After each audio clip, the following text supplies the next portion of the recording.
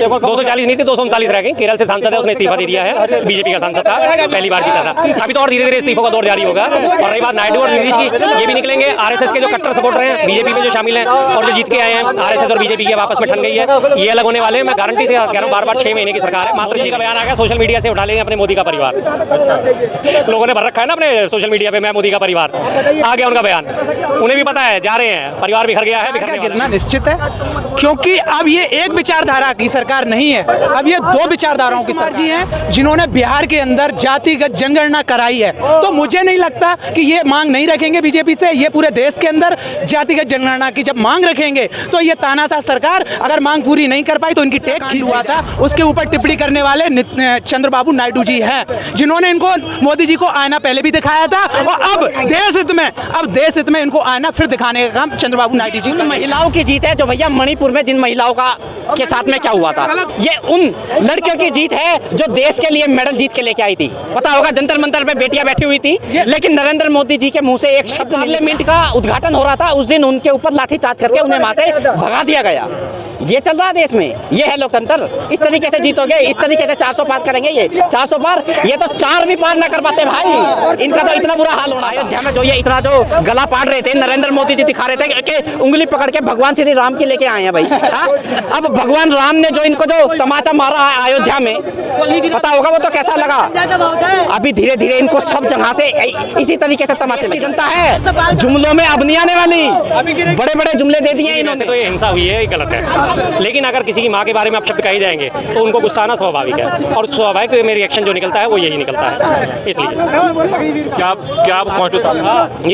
Constable के साथ हैं? हाँ, मैं कांस्टेबल के साथ हूँ। पहले थोड़ा अगर उनके ऊपर कोई कार्रवाई करी गई होती तो दूसरे को कानून हाथ में लेने की जरूरत नहीं पड़ती। जब उसने कहा था ये 100-200 रुपये में बैठने वाली है, इनकी क्या औकात है, जब उसने इतनी वृद्धा उनकी माँ को इसके बारे में अपशब्द कहे थे, तब वो कानून कहाँ गया था? तब आंखों पे पट्टी बांध के जिताया वो जो ये पापा ने जिताया, जनता ने नहीं जिताया, पापा ने जिताया उसके। ये देखो उसके पापा ने जिताया, मोदी जी।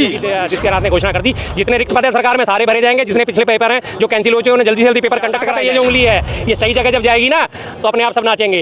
इसी एक उंगली पे श्री कृष्ण ने पूरा चक्र उठा दिया था और पूरी महाभारत दूसरे के कपड़े फाड़ रहे हैं ये आरएसएस के लोग और ये भारतीय जनता पार्टी के लोग। अच्छा बताओ, 5 साल सरकार चलेगी नहीं चलेगी? मुश्किल चलेगी, मुश्किल। देखो 10 साल चल गई, वही बोलता है। अब ये तीसरी बार नहीं चलेगी सरकार, यू से यू हो जाएगी, यू से यू। 240 सीटें हैं, 200 नहीं पड़ेगा, पटना शुरू हो गया। 240 नहीं भाई, 39 रह गई, 39 रह गई। कम हो गया लो, 240 नहीं थी, 239 रह गई। केरल से सांसद है, उसने इस्तीफा दे दिया है, बीजेपी का सांसद था, पहली बार जीता था। अभी तो और धीरे धीरे इस्तीफों का दौर जारी होगा। और रही बात नायडू और नीतीश की, ये भी निकलेंगे। आरएसएस के जो कट्टर सपोर्टर हैं बीजेपी में, जो शामिल हैं और जो जीत के आए हैं, आरएसएस और बीजेपी की आपस में ठन गई है, ये अलग होने वाले हैं। मैं गारंटी से कह रहा हूँ, बार-बार 6 महीने की सरकार है, मात्र 6 महीने की सरकार। 6 महीने में बताए कुछ अपने जितने सरकार का गिरना निश्चित है, क्योंकि पूरी बात होने दीजिए। सरकार का गिरना निश्चित है, क्योंकि अब ये एक विचारधारा की सरकार नहीं है, अब ये दो विचारधाराओं की सरकार है। ये नीतीश कुमार बाबूजी के गठबंधन को मिला के बनी हुई सरकार है, ये चंद्रबाबू नायडू जी को लेके मिला के बनी हुई सरकार है। और वो नीतीश कुमार जी हैं जिन्होंने बिहार के अंदर जातिगत जनगणना कराई है। तो मुझे नहीं लगता कि ये मांग नहीं रखेंगे बीजेपी से। ये पूरे देश के अंदर जातिगत जनगणना की जब मांग रखेंगे तो ये तानाशाह सरकार अगर मांग पूरी नहीं कर पाई तो इनकी टेक खींच ली जाएगी। ये सरकार चंद्रबाबू नायडू जी के गठबंधन से मिलकर बनी हुई सरकार है। ये वो विचारधारा के व्यक्ति हैं जो पहले भी एक्सेप्ट कर चुके हैं कि ये मोदी जी आतंकवादी गतिविधियों से और जो गोधरा कांड हुआ था उसके ऊपर टिप्पणी करने वाले चंद्रबाबू नायडू जी हैं, जिन्होंने इनको मोदी जी को आईना पहले भी दिखाया था और अब देश हित में इनको आईना फिर दिखाने का काम चंद्रबाबू नायडू जी कर। नीतीश है पलटू राम, वो कभी पलट जाए कभी भी। ये सरकार मुश्किल से 2 महीने चल जाए, बहुत गनीमत है। 2 महीने चल जाए सरकार, बहुत गनीमत है। ये इससे ज़्यादा नहीं चलने वाली। नीतीश को पहले आपको कि 2 महीने चलेगी, ये नीतीश। मोदी जी का बयान आ गया, सोशल मीडिया से उठा लेंगे अपने मोदी का परिवार। लोगों ने भर रखा है ना अपने सोशल मीडिया पे, मैं मोदी का परिवार। आ गया उनका बयान, उन्हें भी पता है, जा रहे हैं, परिवार बिखर गया है, बिखरने वाला है पूरी तरह। परिवार ने भी साथ छोड़ दिया। क्या ये इंडिया गठबंधन की जीत होने जा रही है, इसके संकेत हैं। ये हमारे देश, ये पूरे देश की जीत होने जा रही है, इसके संकेत हैं। आप लोगों को समझना होगा, ये उन सब लोगों की जीत है, ये बेरोजगार युवाओं की जीत है, ये देश के अंदर बढ़ते एम्प्लॉयमेंट की जीत है, ये देश के अंदर बढ़ती बेरोजगारी को हटाने के लिए उनकी जीत है। 400 पार कहाँ गई? ये देश को समता। ये देखो, मेरे भाई ने बहुत अच्छी बात बोल दी है, जीत है। ये उन महिलाओं की जीत है जो भैया मणिपुर में जिन महिलाओं का के साथ में क्या हुआ था। दूसरी बात सुनो, ये उन लड़कियों की जीत है जो देश के लिए मेडल जीत के लेके आई थी। पता होगा जंतर मंतर पे बेटियां बैठी हुई थी, लेकिन नरेंद्र मोदी जी के मुंह से एक शब्द नहीं निकला। और तो और वो अच्छी वाली माँ बैठी हुई थी। जिस दिन देश की नई पार्लियामेंट का उद्घाटन हो रहा था, उस दिन उनके ऊपर लाठीचार्ज करके उन्हें वहां से भगा दिया गया। ये चल रहा है देश में, ये है लोकतंत्र। इस तरीके से जीतोगे, इस तरीके से 400 पार करेंगे। ये 400 पार, ये तो 4 भी पार ना कर पाते भाई, इनका तो इतना बुरा हाल होना था।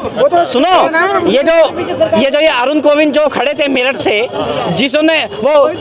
जिन्होंने रामायण में राम का रोल जो किया था, रात को 11 बजे डिक्लेयर किया है कि वो जीत गए। शाम को 6 बजे तक तो वो पीछे चल रहे थे। भाई साहब, घपला तो इन्होंने अब भी किया 30-40 सीट पे। ये सबसे बड़े घपलेबाज तो ये जो पार्टी है भारतीय जनता पार्टी। पर लेकिन देखो एक बात बता दूं, अयोध्या में जो ये इतना जो गला पाड़ रहे थे, नरेंद्र मोदी जी दिखा रहे थे कि उंगली पकड़ के भगवान श्री राम की लेके आए हैं भाई। अब भगवान राम ने जो इनको जो तमाचा मारा है अयोध्या में, पता होगा वो तो कैसा लगा। अभी धीरे धीरे इनको सब जगह से इसी तरीके से तमाचे लगेंगे। ये देश की जनता है, जुमलों में अब नहीं आने वाली। बड़े बड़े जुमले दे दिए इन्होंने। एक बात बताऊं मैं आपको, इन्होंने यूपी में जितने भी पेपर हुए सारे लीक। ये लोग कहते हैं कि भैया डबल इंजन की सरकार है, डबल इंजन के सरकार के नेतृत्व में ये कैसा काम हो रहा है भाई। हर तुम्हारे सारे पेपर हो रहे हैं लीक, क्यों भाई, क्या कारण है इसका? ये सरकार की कमियां हैं। चलिए ठीक है, क्या जिस तरह से एयरपोर्ट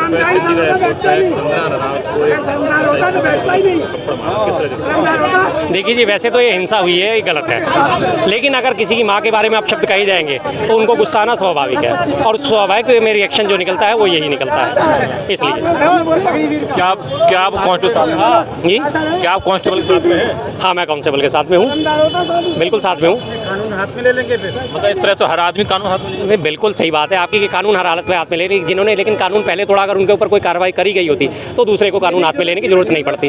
जब उसने कहा था ये 100-200 रुपये में बैठने वाली है, इनकी क्या औकात है, जब उसने इतनी वृद्धा उनकी माँ को इसके बारे में अपशब्द कहे थे, तब वो कानून कहाँ गया था? तब वो आंखों पे पट्टी बांध के क्यों बैठा हुआ था? तब किसी ने भी, पूरी पार्टी वालों ने किसी ने भी इस बात की कोई भर्त्सना क्यों नहीं करी थी? किसी ने माफ़ी की मांग क्यों नहीं करी? किसी चैनल ने डिबेट क्यों नहीं करी इस मामले पे कि कंगना तुम इस तरह से बात क्यों कर रही हो किसी के बारे में, किसी की माँ के बारे में अपशब्द क्यों बोल रही हो? जाहिर सी बात है, सिक्योरिटी दी थी, जाहिर सी बात है, तो इसका कहीं ना कहीं तो रिएक्शन दी थी। भाई साहब, जब वो ये कह रही थी ना कि देश 2014 में आज़ाद हुआ है, तो सरकार ने उसको रातों रात Y+ सिक्योरिटी दे दी। क्यों भाई, क्या जरूरत है उसको? कौन से जनता ने जिता के भी तो भेजा, उसको सांसद भी तो बनाया जनता ने नहीं जिताया भाई, जनता ने नहीं जिताया। वो जो ये पापा ने जिताया, जनता ने नहीं जिताया, पापा ने जिताया उसके। ये देखो, उसके पापा ने जिताया। कौन है उनके? मोदी जी। मोदी जी कहाँ से पापा हो गए? अरे वो अपने पापा मानती है उसको, पापा है उसके। वोट रुकवा दी थी उन्होंने यूक्रेन की वोट रुकवा दी थी उन्होंने। हाँ, जब इंडिया रशिया यूक्रेन की। ये देश का युवा है, ये सब जानता है मोदी जी ने कौन सा वोट रुकवाया है और कौन सा नहीं। मणिपुर का वोट 1 साल हो गया, अभी तक नहीं रुकवा पाई है। लेकिन ये लोग रूस चले जाते हैं, वहाँ का हम यूपी से खरीद आदमी हम अगले वहाँ सही काम कर रहा है बेचारा। ये काम कर रहा है? हाँ, सही काम कर रहा है। क्या सही काम को बताओ? क्या उसने नहीं किया? नहीं, आप बताओ ना, आपने क्या सही काम? अखिलेश ने वो तो सही काम किया। क्या एक आध काम तो बता दो, सही काम किया? हमारे सही काम किया, तुम्हारा सही काम किया, काम नहीं मालूम क्या सही किया। रोडे बनवाई सब। देखो कंगना रनौत की बात करते हैं, मैं तो ये कहना चाहता हूँ, जैसे कि इस चुनाव में बेरोजगारी की बहुत बात हुई थी और युवाओं की बात हुई, महिलाओं की बात हुई थी। क्या लगता है अब जो सरकार जो है गठबंधन सरकार, तो क्या वो बातें पूरी हो पाएंगे? क्या युवाओं को रोजगार मिल पाएगा? जो चीज 10 साल में नहीं हो पाई, क्या आपको तो लगता है तीसरी बार में हो जाएगी उस चीज के ऊपर बात? अच्छा, 10 साल में नहीं हुई, जब उनकी 10 साल सरकार रही बीजेपी वालों की, उन्होंने तब वो चीज उस चीज के लिए आवाज नहीं उठाया, तो तीसरी बार में क्या लगता है आपको कि वो आवाज उठाएंगे उस चीज के लिए? ये सिर्फ धर्म की राजनीति कर रहे हैं और कुछ नहीं, सिर्फ धर्म की राजनीति है। जब किसान अब आंदोलन पे उतरे तो उनको खालिस्तानी बताया जा रहा है। क्या वो खालिस्तानी 10 घंटे खेत में उतर के किसानी कर लो, पता चल जाएगा किसान की अहमियत क्या होती है, क्या अहमियत किसान की। अगर किसान अनाज ना उगाए ना तो कोई जनता भूखे मर जाएगी, सारी की सारी हिंदुस्तान की जनता। क्या कहें सर, जिस तरह से युवा अपनी बात को रख रहे हैं और कह रहे हैं कि मतलब ये अब नहीं कर पाएंगे।